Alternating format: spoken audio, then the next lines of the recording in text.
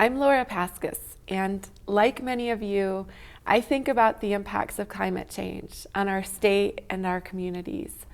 And I too feel grief when I see our rivers dry or our forests burn.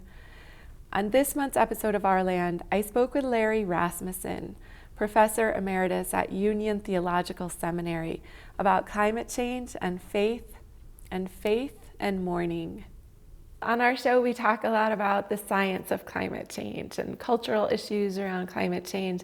I wanted to talk with you today about where faith fits into climate activism. I mean, someone has said that faith is a citadel perched at the edge of despair.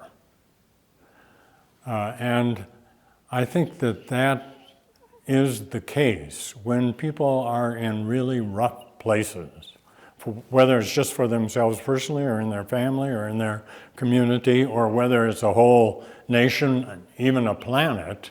First of all, I think faith is a kind of way of saying yes to life in spite of everything. I mean, we talk about it that way. Faith is a kind of trust in things that we've not yet seen, that they are yet possible. Mm-hmm. And your 2013 book, which I realize you're in 2022 now, but you wrote in this book that as the world has changed, we must learn to sing a new song in a strange land. Yeah. What is this strange land, and how do we sing a new song? Yeah, good. With difficulty. The strange land is that we've changed the planet. And what is not in that book, except to be mentioned at the very outset, is that we've actually moved into a different geological epoch. I think it's massive that we've gone from the Holocene, which relied on a balanced climate, into the Anthropocene epoch. But we'll have to figure out a way to manage and adapt civilization, if it survives, under conditions of climate volatility rather than stability, and climate unfriendliness rather than friendliness. So learning to sing a new song in a strange land then requires certainly creativity, adaptability, resilience, and probably sheer grit. And it's going to be in the face of suffering on a scale that we have not seen as a result of natural disasters. You shared with me a letter that you wrote to your grandchildren about this coming transition. And you wrote, "If the tumultuous world hasn't stopped being beautiful, neither has love stopped being love." Yeah. In this world of huge uncertainty and transitions, what does love, what does beauty matter? Yeah. A lot. I don't think we find our way except through the kind of relationships that are nurtured by love. Amidst this changing and changed planet, find our way without a sense of wonder, without a sense of being on a journey which is much greater than our little slice of time. As an environment reporter, I have so many people contact me talking about or writing about their anxiety and their depression and their grief as they see, our river dry, our snowpack, our snowpackless mountains, or mountains after a fire. Are there lessons in the faith community to help us deal with these losses? There are. Whether and how much we draw upon them will vary a lot from congregation to congregation,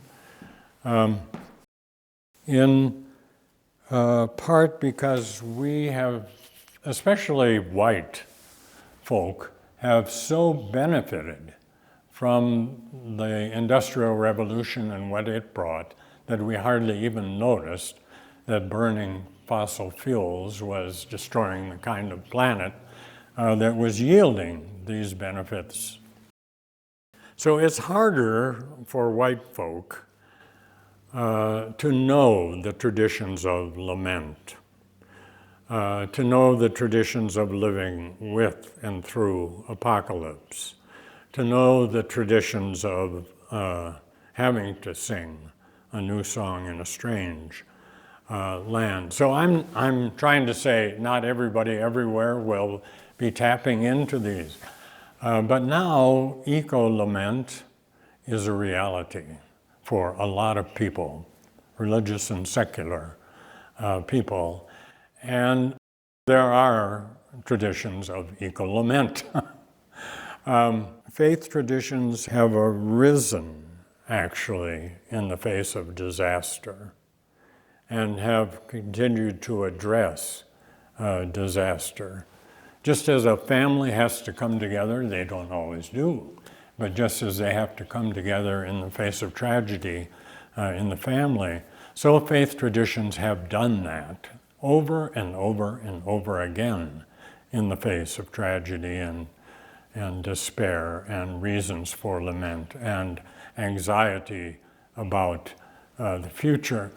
So I think you take old experiences, texts, communities, it's counterintuitive that in a no analog world you'd be looking to for ancient wisdom.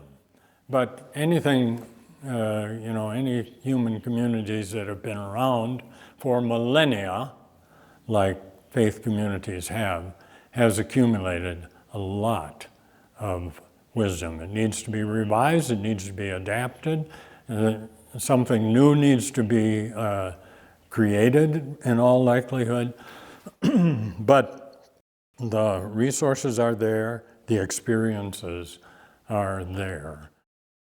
You also write in your 2013 book, or you ask, where do we turn when we discover that the religion we have lived by since the industrial technological era emerged, eternal and exponential economic growth, is an illusion, dogma masquerading as common sense and kept alive by willpower and little else?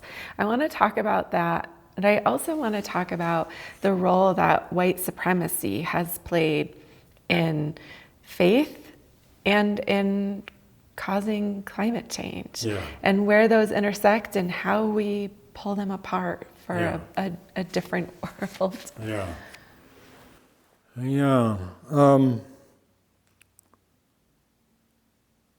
Well, let me start with the latter point.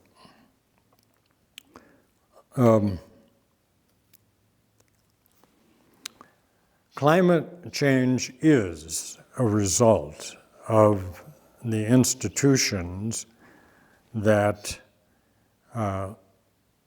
arose out of the Industrial Revolution and that went global by way of conquest and colonization.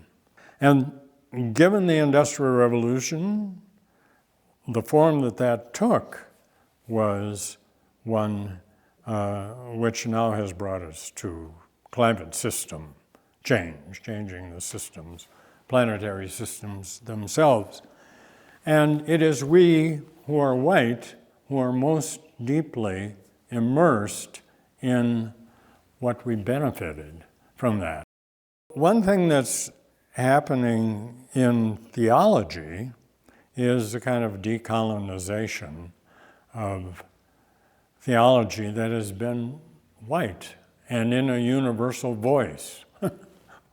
So you get black theology, you get feminist theology, you get Latinx and theology, you get womanist theology out of the African American experience, you get queer theology, and that kind of decolonization has to happen